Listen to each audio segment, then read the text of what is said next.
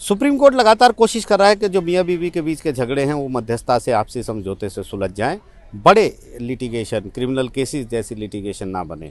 और अभी जैसे नागरत्ना ने लिव इन रिलेशनशिप में रेप के चार्जेस लगाने पर महिला को कहा कि 15 साल से आप साथ रह रहे थे तो ये अपराध कैसे हो गया, आपका एक बच्चा भी है। और अब जब वॉक इन जो लिव इन रिलेशनशिप से बाहर वो शख्स निकल रहा है तो आप ऐसे चार्जेस लगा रहे हैं। मीडिएशन की बात उन्होंने की। हमारे साथ जूही अरोड़ा जी हैं, काफ़ी सालों से इस तरह के केस से जुड़ी हैं। इनसे हम इसलिए बात करना चाहते हैं क्योंकि निचली अदालतों में यानी डिस्ट्रिक्ट कोर्ट्स में, फैमिली कोर्ट्स में, हाई कोर्ट में और सुप्रीम कोर्ट में इस तरह के केसेस ये लगातार करती हैं। तो हम समझना चाहते हैं कि मैम, जिस तरीके से यहाँ तो रिलीफ मिलता है किसी तरह से, सुप्रीम कोर्ट कोशिश करता है क्योंकि उसके पास अधिकार है।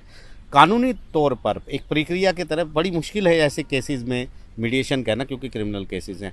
आप सब जगह जाती हैं, आप अपना अनुभव बताइए। आप क्योंकि इस तरह से केस में एक तरह से एक्सपर्टीज आपको है, किस तरीके से दिक्कत आती है खास तौर पर मैट्रिमोनियल और जो डोमेस्टिक वायलेंस जैसे केसेस आते हैं उनमें? देखिए, पहली बात तो हम बहुत ज़्यादा शुक्रगुजार हैं सुप्रीम कोर्ट के जजेस की, जो ये मुहिम चालू करते हैं जिसमें कहते हैं समाधान समारोह। अभी भी सुप्रीम कोर्ट ने समाधान समारोह करके ये एक मुहिम चालू करी है जहाँ पे मैक्सिमम जो मैटर्स हैं सेटलमेंट की तरफ जाएं बजाय लिटिगेशन की तरफ। और रही बात डिस्ट्रिक्ट कोर्ट्स की, फैमिली कोर्ट्स की या हाई कोर्ट्स की, तो ये ही इसी तरह की मीडिएशन को आगे ले जाने के लिए सुप्रीम कोर्ट्स ने स्पेसिफिकली गाइडलाइंस इशू कर रखी हैं कि डिस्ट्रिक्ट कोर्ट्स में जो है मीडिएशन रेफर करा जाए, वहाँ पे कोर्ट अनेक्स मीडिएशंस हैं उसमें जाए मैटर, और साथ ही हाई कोर्ट में भी फैमिली मैटर्स जो ऊपर जाते हैं डिस्ट्रिक्ट कोर्ट से लड़ते हुए उनमें भी मीडिएशन जानी चाहिए। बट प्रॉब्लम ये है सर कि डिस्ट्रिक्ट कोर्ट्स के लेवल पे अगर हम देखें तो वहाँ पे मैटर्स मीडिएशन पहली डेट्स पे नहीं जाते हैं। मीडिएशन जाने में कम से कम लोगों को 2-2 साल लग जाते हैं, तब जाके मैटर्स मीडिएशन होते हैं। या तो एट टाइम्स डिस्ट्रिक्ट कोर्ट की तरफ से ये चीज़ रही जाती है कि आप जाएं मीडिएशन में, तो पार्टीज़ मना कर देती हैं, और पार्टीज़ को सेंसिटाइज करने के लिए एट टाइम्स लॉयर्स अलाउ नहीं करते हैं। तो उस चक्कर में कहीं ना कहीं हम एक डिस्ट्रिक्ट कोर्ट में और मोटिवेशन चाह रहे हैं मीडिएशन के लिए, जिससे कि मैक्सिमम मैटर्स हमारे सेटल हों। और as far as the criminal जो मैटर आप बता रहे हैं, जो जस्टिस सिस्टम हमारा जो सुप्रीम कोर्ट के पास पावर्स हैं, तो बिल्कुल ये ठीक है कि डिस्ट्रिक्ट कोर्ट्स की मीडिएशन में ऐसा क्रिमिनल केसेस सेटल नहीं होते हैं। जैसे ही मीडिएटर को पता चलता है कि आपके अगेंस्ट कोई क्रिमिनल में ऐसी एफआईआर है जो कंपाउंडेबल नहीं है, तो वो उस एफआईआर को मीडिएशन सेटलमेंट में लिखने से मना कर देते हैं। तो दिक्कत यही है कि सर, अगर सुप्रीम कोर्ट तक अगर मैटर नहीं जाता है तो क्या नीचे कोर्ट में सेटलमेंट नहीं होगा?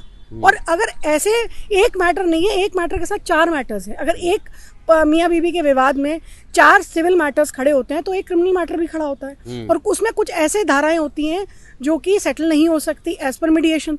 तो उस केसेस में क्या करा जाए? और ये अगर बेंच इस चीज़ का ध्यान रखते हुए अगर कुछ ऐसा एक गाइडलाइन इशू करे या प्रेसिडेंट सेट करे, तो मुझे लगता है बाकी उन मामलों को काफ़ी रिलीफ मिलेगा, जो क्रिमिनल होने की वजह से कुछ केसेस तो सेटल हो जाते हैं पर पार्शियल सेटलमेंट की तरफ ही रहते हैं। तो ये एक तरीका है। और दूसरा जो एक मेजर इश्यूज है वो है प्री लिटिगेशन मीडिएशन, जो कोर्ट्स में चाहते हैं कोर्ट्स। अभी मैं देख रही थी जस्टिस नागरत्ना जी ने भी ये स्पेसिफिकली बोला है कि कोर्ट को, फैमिली कोर्ट्स को स्ट्रिक्ट गाइडलाइंस होनी चाहिए कि कोई मैटर फाइल ही ना हो फैमिली कोर्ट का अनलेस एंड अनटिल वो पहले प्री लिटिगेशन में ना गया हो, जैसा कि हम कमर्शियल कोर्ट्स में देख रहे हैं। अगर कमर्शियल कोर्ट्स में आप देखेंगे तो कोई भी कोर्ट आप डायरेक्ट फाइल नहीं कर सकते, आपको पहले प्री लिटिगेशन मीडिएशन जाना ही पड़ेगा। तो फैमिली कोर्ट्स में क्यों नहीं? अगर ये मैटर इस तरीके से फैमिली कोर्ट्स में भी प्री लिटिगेशन के लिए जाएं तो शायद 50% मैटर्स कोर्ट्स तक पहुंचे ही ना।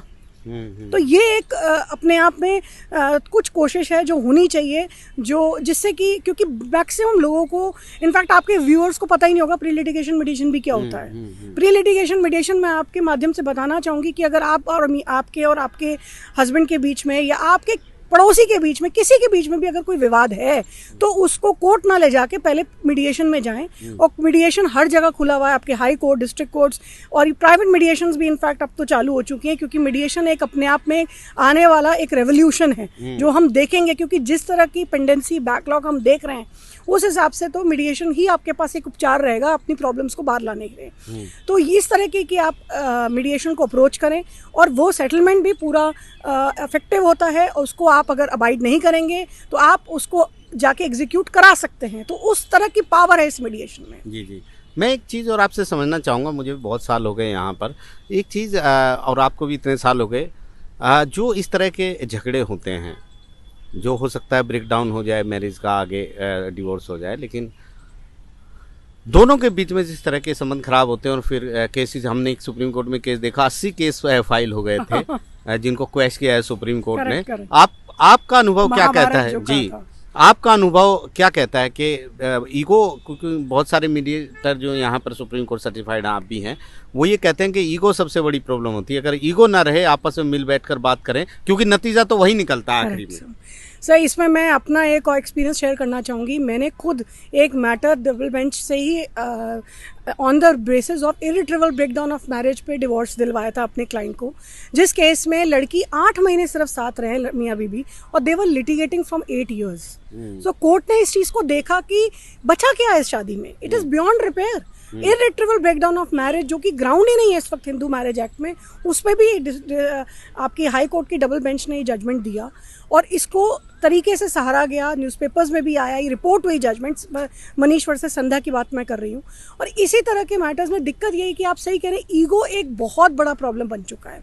और सिर्फ मेल ईगो ही नहीं, अब तो वुमेन ईगो भी है, और वुमेन ईगो ही नहीं, उसके पूरे परिवार की ईगो है। कितने मैटर्स में हम देख रहे हैं कि बाद में जब हस्बैंड वाइफ 5 साल 3 साल लड़ लेते हैं, उसके बाद वो आराम से बात करना शुरू कर देते हैं कोर्ट में। बच्चों के साथ लड़कियां बच्चों को मिलवाना शुरू कर देती हैं, जो शुरू में कहती है कि नहीं, मैं बच्चों को कस्टडी में विजिटेशन में नहीं मिलवाऊंगी, क्योंकि एक वो धीरे धीरे टाइम उनका सेटिस्फाई कर देता है उनकी ईगो को।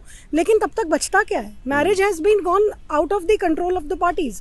द प्रॉब्लम इज दैट कि इस तरीके के मैटर्स को अगर शायद एक प्लेटफॉर्म मिले तरीके से, हर 3 महीने में, हर 6 महीने में राउंड्स ऑफ मीडिएशन हो, तो बेटर है कि हम एक परिवार बचा सकते हैं। और सर, इसमें एक चीज़ और है कि ऐसा नहीं है जो लोग सोचते हैं कि अगर एक बार मीडिएशन फेल हो गई, हम वुमेन सेल में गए, हमारी फेल हो गई, हमारा कुछ नहीं हो सकता, हम डिस्ट्रिक्ट कोर्ट में गए, हमारी फेल हो गई मीडिएशन, हमारा कुछ नहीं हो सकता, वो गलत है।